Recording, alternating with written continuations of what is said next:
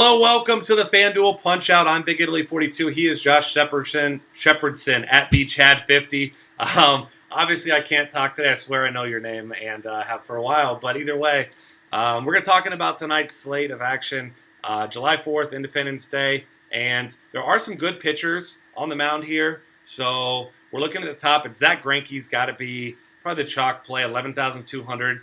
Obviously, Matt Harvey on the mound on the opposing side. But he has to face the best offense in the league against right-handed pitching, and Zach Greinke gets to face one of the worst in the league against right-handed pitching. So do the math there. Zach Greinke's your play. Hasn't shown the strikeout upside that we know and love from Zach Greinke in years past, but he's just been so damn consistent all year. He's got to be your top cash game option. You mentioned Harvey for GPPs. I'm on board with that. But then the guy that you and I both really like is Alex Wood against Philadelphia. $8,400. He's a lefty. He's got big upside. Had a great game against Pittsburgh last time out. And I think you've got some numbers here about his home road splits here that are going to kind of help sell the case as well. I do, and I don't really know what the issue is with Alex Wood, but I do know that he strikes out substantially more batters at home. For his career, he's got 151 and two-thirds innings pitched at home, with a gaudy 27.6% strikeout rate. That drops over 10% when he goes down the road. So could be batter's eye issue. It could, because he does have an awkward delivery. Whatever it is, there's some legitimacy to it. We do have a sample size that's not exactly tiny anymore, and it is a huge gap. So I like Alex Wood when he's at home. I like Alex Wood when he's at home against a bad team, and he is the biggest betting favorite on the night, at least with the opening lines. It's unlikely to change. Opening at minus 190 at Pinnacle. Low total at 7.5 runs, so not expecting a lot of fireworks. Unfortunately, part of that means that he's backed by a bad offense facing Kevin Correa, but I do expect him to get a few runs scraped across, and against the Phillies, he probably only needs a few runs because they have a what's the opposite of potent? We'll call it an impotent offense in Philadelphia. So I like Alex Wood. He's my favorite GPP play, and I don't think that he's a bad swerve off of Greinke in cash games. He does give you substantial money to spend on some of these bigger totals and facing some of these bad pitchers. And if you're a huge Harvey believer and you just think that it's going to be a tooth and nail battle and you're not getting that W from Greinke, Wood's a nice alternative, I think. But I really like him in GPPs. And beyond that, there's one other name I'm looking at in GPPs, and that is the suddenly healthy, back from rehab, back from Tommy John, Patrick Corbin.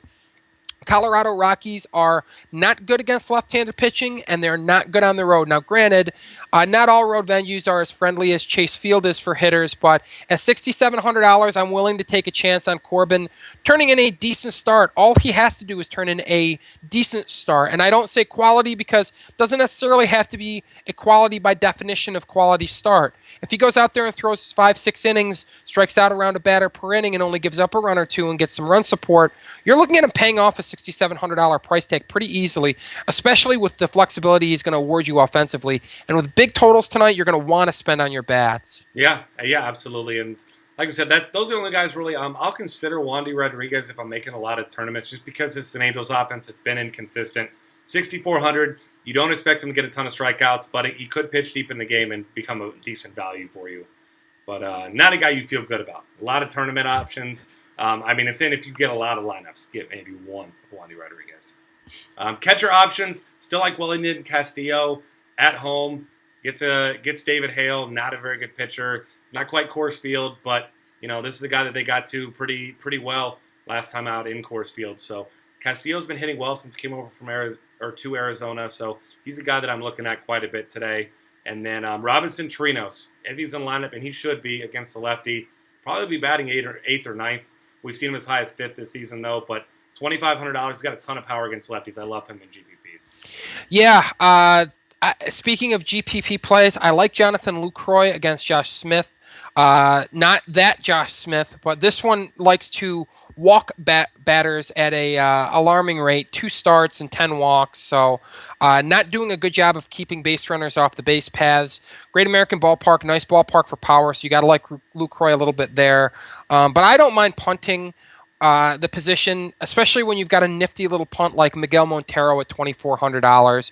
And so you got to like that position. And then if you really truly want to go minimum salary punt, if Chris Ionetta is in the lineup, we do know what he does to left-handed pitching throughout his career. Even in a down year this year, he does hit left-handed pitching hard. Gonna be down order, but gets to hit in a ballpark that's better than his home ballpark, traveling to Texas. So not the worst punt if you're going to chase a long ball or just hope he gets down with a few walks. I mean, very patient hitter, so he's capable of working some free passes too. Yeah, definitely love that. And moving over to first base, of course, Paul Goldschmidt. I certainly hope we don't need to tell you that Paul Goldschmidt is your top option. He is. If you can afford him, if you go with a guy like Alex Wood, it's actually plausible you could get him in your cash games. But it's not going to be easy. You're going to have to work. But there are some cheap options around. Below him, Albert Pujols, of course. But then, once again, Joey Votto, $3,400, gets Jimmy Nelson, who has been very inconsistent at times. Gets him in Great American Ballpark. Probably going to be my cash game option once again. Yeah, Nelson giving up a 364 WOBA to left-handed batters for his young big league career. So, gotta like getting Joey Votto against him. If you're looking for a contrarian play in GPPs, I like Prince Fielder in a lefty-lefty matchup against fly ball extraordinaire Hector Santiago. Fielder can obviously put a charge into the baseball when he gets a hold of one. But we got some decent cheap options. Eric Hosmer, $2,800, gets Mike Pelfrey. Pelfrey, not a good pitcher. Teammate Kendrys Morales, also $2,800. Adrian Gonzalez, if you want to be contrarian in GPPs. We know that when Harvey's gone bad at times this year, it's been largely due to giving up the long ball. Gonzalez at home. Dodger Stadium does suppress runs, but it amplifies home runs. So grabbing a $2,800 Adrian Gonzalez is certainly appealing in GPPs. And then Joe Mauer, he's not what he once was in his prime, but Joe Blanton is kind of maybe that fountain of youth elixir of some sort for Joe Mauer. We might see him turn back the clock today, and at $2,600, not a bad price point for taking a chance if you want to spend heavily elsewhere. Yeah, and maybe Joe Mauer can get his hands on some of that elixir and bring back his power stroke just for one day. For one day at that price. You never know. Second base options, you like Brian Dozier more against the left-handed pitcher, but we already mentioned Joe Blanton. Just a guy that we do want to pick on. Dozier, the best hitter in that Minnesota lineup, so he's certainly in play. Other options you've got here, there aren't a lot of great ones. You pointed out one that's a really solid option. Jace Peterson, $2,900, picking on Kevin Correa. He's a guy who had that one huge game and everybody was all over him for about a week, but he's been a pretty good hitter, had a decent lineup spot, especially since Freddie Freeman has gone out. So I think that he's probably, I don't know that he's necessarily a chalk play, but I think he's a solid cash game play, though. Yeah, I mean, the options at second base are fairly limited. We know Johnny Giavatella's been getting regular leadoff duty, so at min salary, if you can get a leadoff hitter, that's always a decent option. Jeff Baker, I would expect him to be in the lineup against lefty Clayton Richard. He usually does get to play against lefties. Another guy that's a minimum salary option. And Clayton Richard has not made a start in the big leagues this year, has not pitched in the big leagues since 2013. Not good against right-handed batters. Not really good against anybody, but really not good against right-handed batters. So I do like Baker as another punt, but not a pretty position. This is one that I'm looking to either really pay up for Dozier if you want to chase the power, or I'm looking to really pay down so that I can afford some of the other big ticket items around the diamond elsewhere. Yeah, absolutely with you there. And then as we're moving on to third base here, your top options at the top are your same top options that you always have. Todd Frazier at home against Jimmy Nelson. Nolan Arenado, more of a tournament play at Arizona against Patrick Corbin. Both guys great in these spots, great ballparks for them. You got to like that, but there's one guy a little bit cheaper than that you really like. So who you got there? Yeah, I'm in love with Chris Bryant at $3,400. He gets a pitcher in Jared Kozart who walks too many batters, does a bad job of missing bats, and if you're going to pitch to contact, Chris Bryant is not the batter to pitch to contact to. Has a lot of power and can really turn around that fastball of Kozart. So I like Bryant a lot at $3,400. Also capable of working walks, which against a wild pitcher like Kozart, a guy with a below average command and control, you got to like that floor that gets elevated with a guy that's willing to work walks. And then if you're not using Alex Wood, Maikel Franco is the one piece in that Phillies lineup that you like consistently game to game. Getting a lefty this time, which you really have to like. That rare power hitter who actually puts the ball in play at a really high rate. So I do like Franco. And then looking down a little cheaper, there's a few more names that I'm looking at. Adrian Beltre, just because Hector Santiago is a fly ball pitcher. Gotta like his lineup spot too. Speaking of lineup spots, Mike Moustakas typically hits second for the Royals, so you got to like him against Mike Pelfrey. And then minimum salary options. Miguel Sano against Joe Blanton, $2,200. Big raw power. Hasn't been up long to really show it off to the big league fans yet, but got to like Sano. And then David Freese against a lefty for the min salary. Usually gets a good lineup spot, hitting fifth behind the machine and the best player in baseball. And when you hit behind those two, you've often got some ducks on the pond. So those are the names that I'm looking at. Yeah, and then Juan Uribe, $2,700, another tournament option for you there. Shortstop is not pretty. Troy Tulowitzki's only $3,700 if you're not playing Patrick Corbin. So I think he's a good option in Chase Field, of course. And then Nick Ahmed right behind him, $2,900 gets David Hale. Outside of that, you're going to be punting. And if I have to punt, it's probably going to be Starlin Castro at $2,300, just because, I mean, he's just the most talented of the hitters down there at that price. Yeah, the only other player that I'm looking at as a punt is Alcides Escobar, $2,300. We know Pelfrey's not very good. Pelfrey's actually been more giving to right-handed batters than lefties over the last 3+ years, but tougher on righties this year than lefties. So it's a bit of a mixed bag in terms of sifting through his statistics. But Escobar has some speed, has a good lineup spot. But again, this is FanDuel, so you do get negative points. So while we do like that lineup spot, if Escobar goes out and has a clunker, he's capable of giving you that -1, unfortunately, because he just isn't a very talented hitter.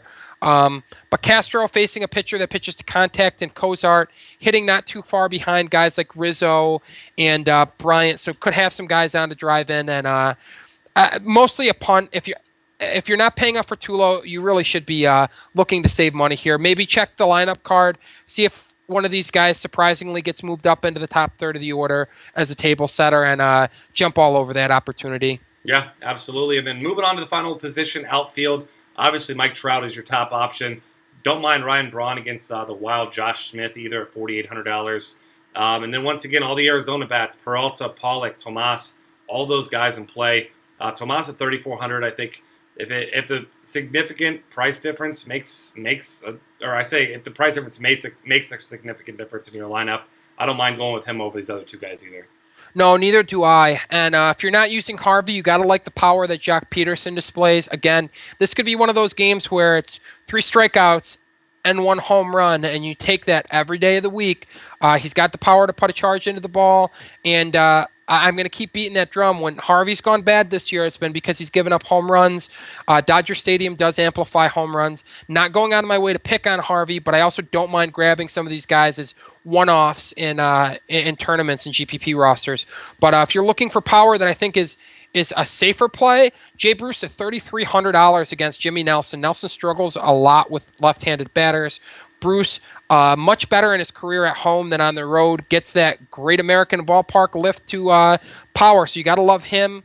And then a minimum salary player that I am absolutely in love with today is Marcell Ozuna. Could not believe when I was prepping for the show, looking through the lineup, I thought I missed him in the upper 200 price range, but nope. And he gets Clayton Richards, a bad left-handed pitcher, so really like Ozuna quite a bit tonight at the min salary. If you're looking for some cheap power, he's a good way to go. And then one other name in the sub $3,000 price range that I'm looking at, Cameron Maybin, good lineup spot. One of the few Braves hitters that you can get behind and like. He's enjoying a full-blown breakout this year, making contact at a high rate, can steal bases, has a little bit of power. And we know Kevin Correa not very good either, so that definitely enhances his cause. Yeah, and I'll throw out a pair of $2,700 hitters, Gerardo Parra and Dexter Fowler, both two guys that I like quite a bit. And then your tournament option, Torrey Hunter. If you want to get a piece of Joe Blanton with some upside, I like him as well. I agree. All right, that's going to wrap things up. Find us on Twitter at DF Cafe. Subscribe to our YouTube channel. Check out all the great content at dailyfantasycafe.com.